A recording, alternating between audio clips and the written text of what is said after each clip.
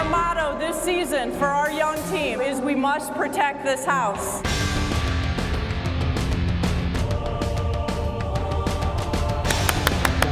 Underneath pass to Kaiser, and the layup is good. Good job.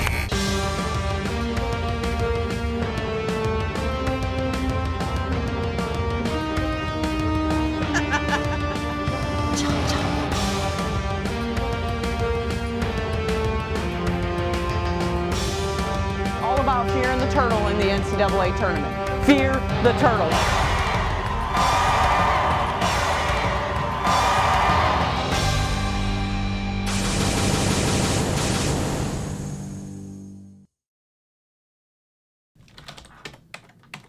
My name is Heather Ariana. I'm the Associate Director of the Academic Support and Career Development Unit, and I'm currently the Academic Coordinator for the women's basketball team. So we have a freshman on our team this year, Jandra Shashwang. She's a freshman from France. Come on, Jandra. Come on, Jandra. When I first started working with Jandra this summer, she's directly from France. She didn't come to an American high school like some other student athletes, international student athletes do. She had very, very minimal English, and to have to learn it in one semester, which is 15 weeks, was just an incredible task for her. The course she was registered for was a 12-credit English immersion course. It's part of our University of Maryland English Institute. Basically, it's intensive. You go every day from 9 to 3:30, 4 o'clock. She really did a good job. She worked really hard. Whenever we knew she was getting tired, we'd offer her a day off or offer her some time off. She would never take a day off because she said she had to keep getting better. She had to learn English. She had to get better because she knew in the spring, once she passes tests, she was going to be taking a lot more, quote, regular academic courses. And she wanted to keep learning and really be American. Today was a huge day for us.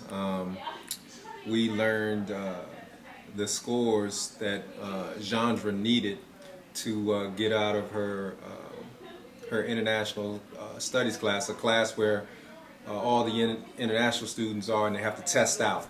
And she needed a 190 to test out of it, and she did, tremendous. And she got a 219.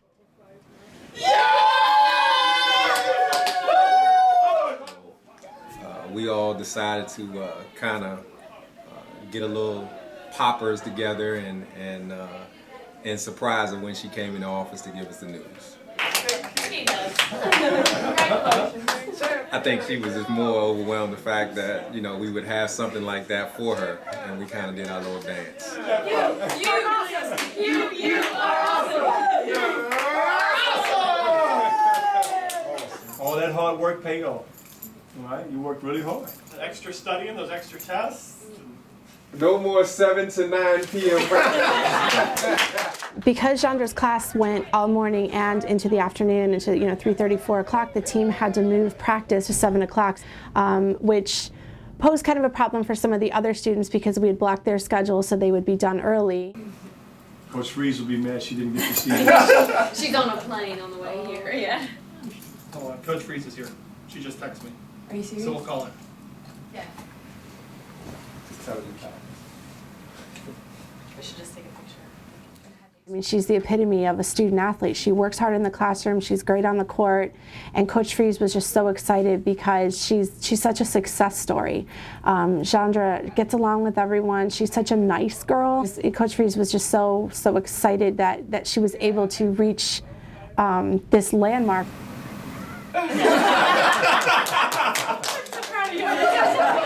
I don't think she quite understood why I was so excited. I mean, I even started to cry. I was just so proud of what she had accomplished. I was really excited when they threw the confetti again and just started the whole thing over for me. Here, we'll do it again.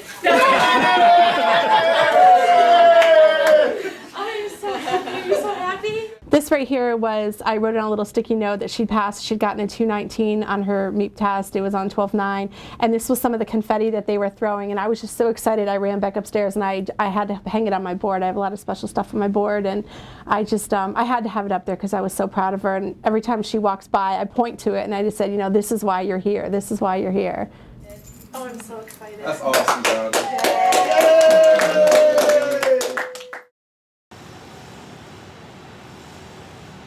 My name is Jennifer Roberts, and I am the owner of Pro Sports Massage Unlimited. Our team has been down at Maryland the last 4 years, and it's been great working with a lot of the different teams. Coach B had told us, we were going to get massages, and going into my first one, I didn't really know what to expect. I never had one before. Well, the first time I got a massage, I felt a little uncomfortable because, somebody rubbing all over my body, you're going a little deep and everything. It was just like, ow, is she trying to hurt me? And things like that. But then I'm like, this is really good for my body. The benefits is the recovery massage. So we're flushing all the toxins and metabolic waste that has built up in their body from their extra, play at the game yesterday. It basically flushes it all out and gets them ready for the next week. My body is in so much pain, and we lift and we run and we do, we get banged up a lot. And then it's just like you get to lay down and relax, and she just gets the massage wherever you want. You good in here, Kim? What number are we hitting now? Okay. We work on a number scale, so we go up to about 7s and 8s, which are the highest that she wants to go. And then you let her know. She'll ask you, she's like, what are you feeling here? So if it's about a 4 or 5 or 6, she knows that you're doing okay. She can go a little higher. But 7 or 8, she'll try to back off and not make it hurt too much. What I have my team do is work with a pressure scale 1 through 10. 10 is painful and it hurts. So we don't ever want to be a 9 or a 10. We want to be at the total max as a 7, 8 pressure or pain level. Everyone's different. Every athlete's different. Every person is different. So if you work with that pressure or pain scale, you actually have a number to go by, whether you're going too deep or not deep enough. And a lot of the times with massage, and especially with athletes, is therapists aren't deep enough for them to be effective. 6. 10. Typically, we're doing spot work. We're isolating their sore areas. She asks you what's hurting, what areas you really need to work on, and she goes and focuses really gets a good job at getting where you're hurting at. My neck is a little bit. Neck again? Yeah. How did it feel after last time? Well, I think it's better. And then I don't know, like yesterday at the game, and I could feel myself in defense. Like I could not turn my head. Right there. You see it? It just wants to roll. So we want to be at that 7, 8 that we talked about, making sure we're in there. Right there. All right, deep breaths.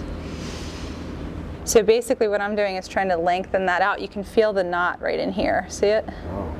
I don't know if it's from like a repetitive shooting motion type of thing.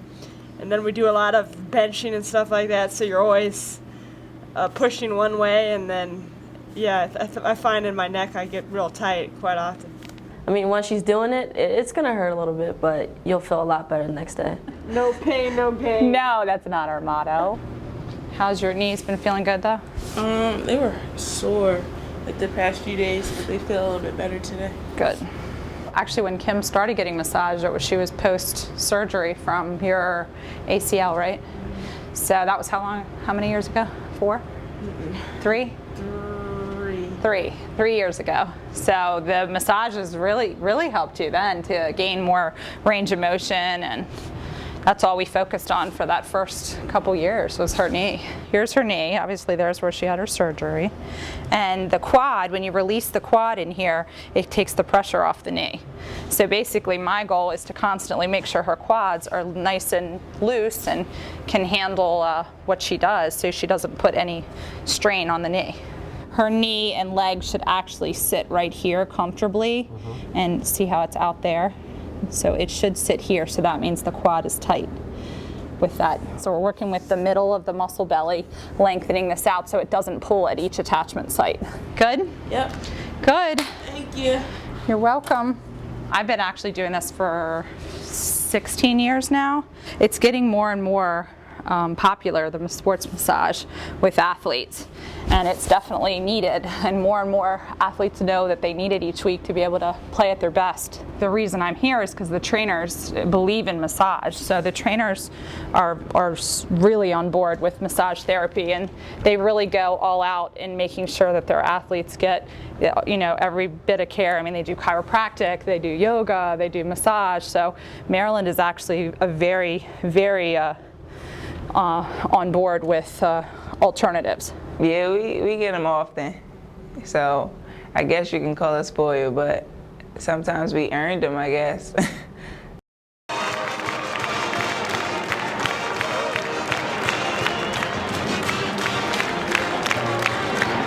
Great first half. All right, once we got about 10 minutes into play, again, the reason why you come into this locker room, up, taking care of the basketball. Now you have the blueprint. You saw the last 10 minutes when you got a lot more aggressive. Yes!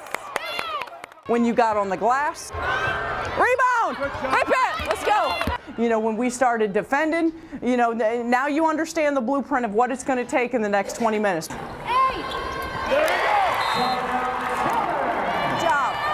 That's a much better job. Work the shot clock for better shots. And you saw when we were being patient, we were getting layups for Tiana, we were getting layups for Lynetta. You don't ever need to force a shot.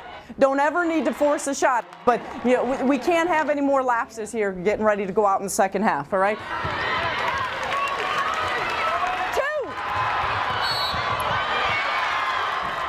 That's a tired play, okay? That's a tired play. You're tired, and when they're pressured, you got to dribble the ball.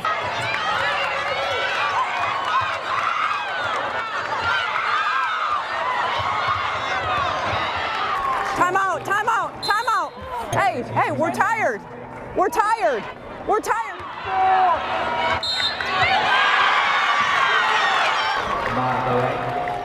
Learning from other people, learning from other teams. Okay? I'll give you a snapshot of Monica Wright. When Monica Wright came out of high school, all she could shoot was a layup.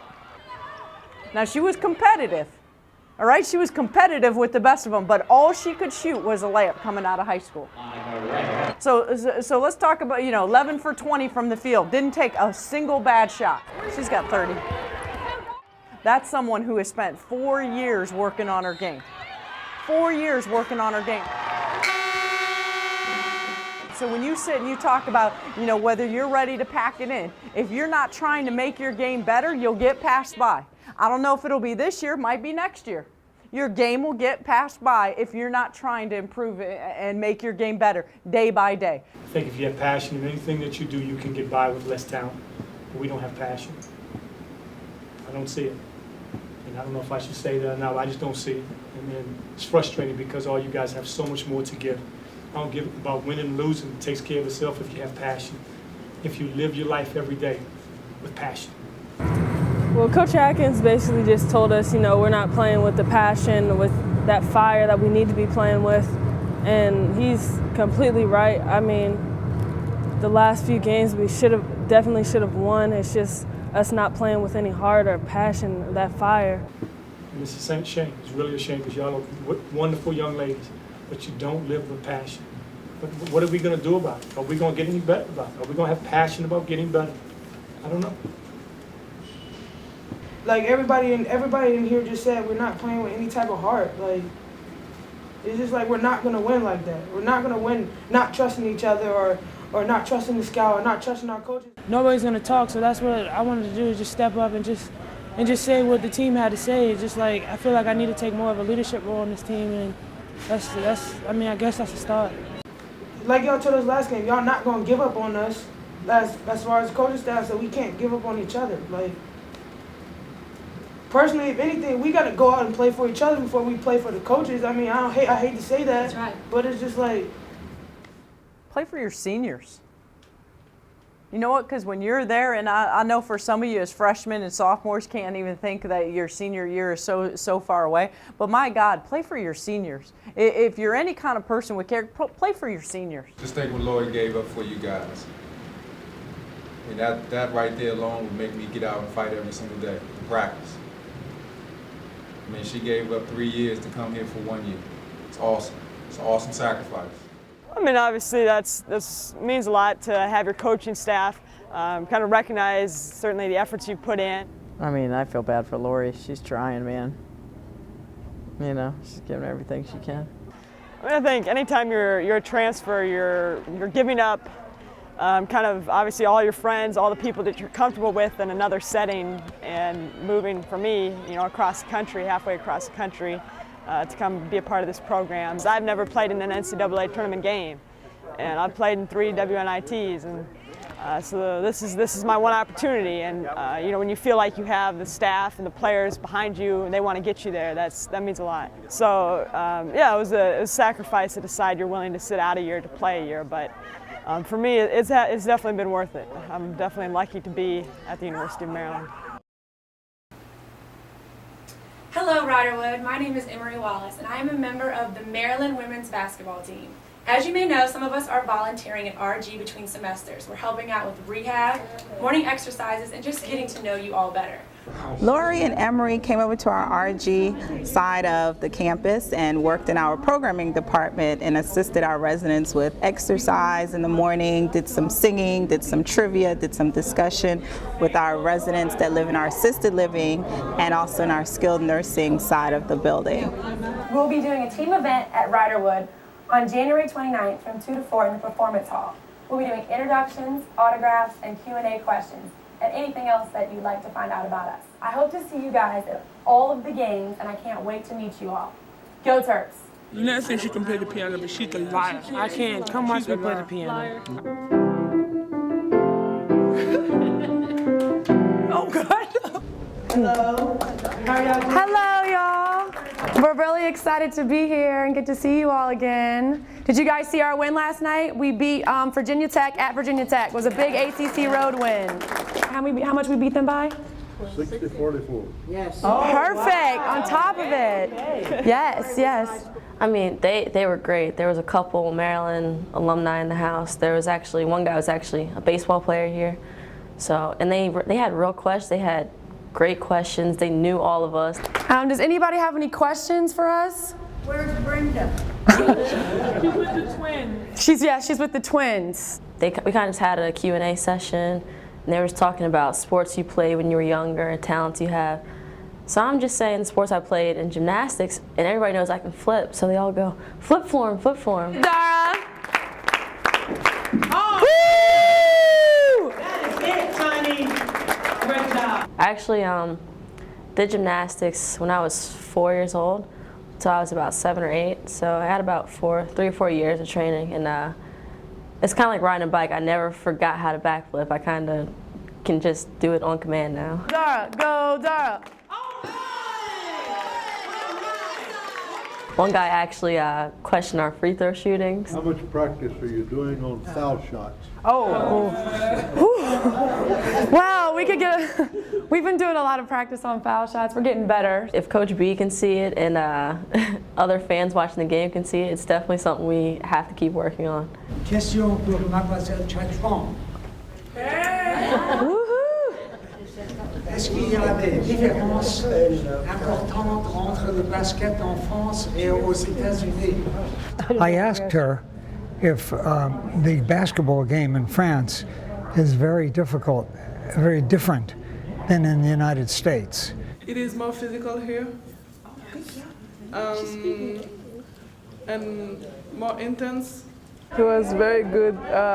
He wasn't fluent, but I could understand everything, and it was good to see another French speaker, and I really appreciate it.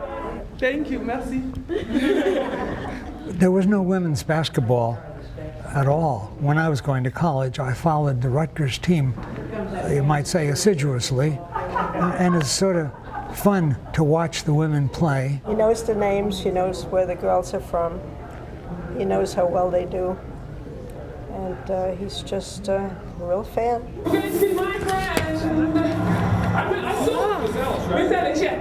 Is Miss Ellis here? I think was their way of saying, hey, you came to support us. We want to come support you also. You all were on the road. So last year when we came to Riderwood, we were walking in and there was a lady, she was walking in, she had the walking frame, and she told us to go on without her, and I just thought it'd be nice if I helped her walk in because it was cold. So, the quicker she could get in, the warmer she would be. Her name was Miss Ellis. I was with her probably throughout the whole day until I had to go on stage, and when I was off stage, and then I was with her, and luckily she was able to come to a game, our Virginia Tech game last year, and I spoke to her after the game also, and she also wrote me a letter and I wrote her one back, so we were kind of pen pals for a while. Unfortunately, she passed away during the tournament last year. It was lovely to meet someone who was just enjoying life and living life as it came, and I'm blessed to know her. She instilled some values in me. She told me never to change the way I am and how I like to help people. She said I should keep that going, and I mean, her soul will rest in peace in heaven. You too. Take care. Thank you so much. Anytime. For being so thoughtful. It's fine. Continue to be that way. Of course. Okay. Thank you. Are you ready? Yes. Which way we swing? To the right. To the right. Ready? We kind of just started singing it one day, and we're like, wow, we sound pretty good. So we sang it one day before the game, and now it's kind of tradition. You know, Kim will start it off in the first part, then Lynetta will take over at her part, and then Essence gets her part, which is by far my favorite part. And basically everybody just, gets in a good place, sings, come together as a team, and then go out and play basketball.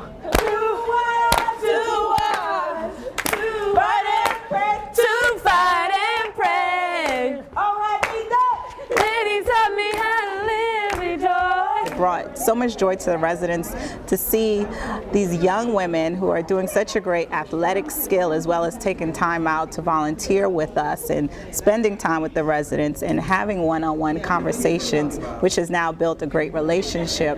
As you can see, we came over now to visit them here, and we're also looking forward to coming and see them play in February. So it's been a great relationship building, and the residents just enjoy having visitors who show special interest in them.